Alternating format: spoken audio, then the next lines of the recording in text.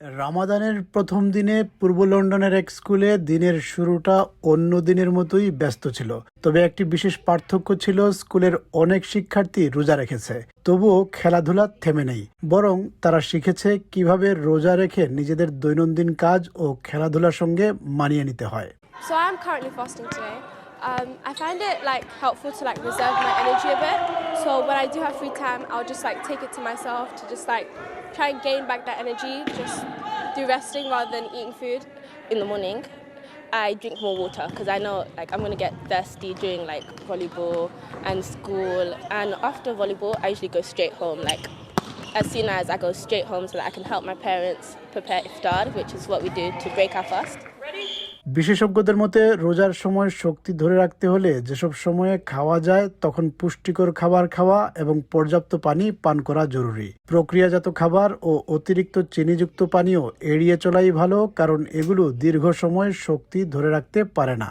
The key is that you keep yourself as nourished and hydrated in the hours that you can eat, avoiding processed foods where possible, avoiding sugary foods and drinks, because that is what's going to keep you going through the fast. এই সময়টি শুধু মুসলমানদের জন্যই গুরুত্বপূর্ণ নয়, একই সঙ্গে শুরু হয়েছে ল্যান্ট, যে সময় লন্ডনের অনেক খ্রিস্টানও উপবাস বা খাদ্য সংযম পালন করছেন। ফলে বিভিন্ন ধর্মের শিক্ষার্থীদের প্রয়োজন বিবেচনা করে স্কুল ও ক্রীড়া শিক্ষকদের কাজ করতে হয়। গ্রিন হাউস স্পোর্টস চ্যারিটির কোচরা লন্ডনের নানা প্রান্তে শিশুদের প্রশিক্ষণ দেন।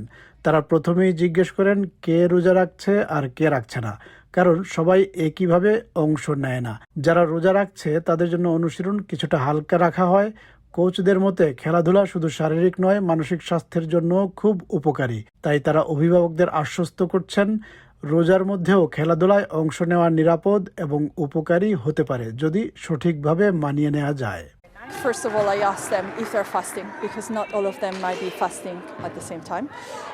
The other thing, the adjustments that I can do is just to keep everything lighter.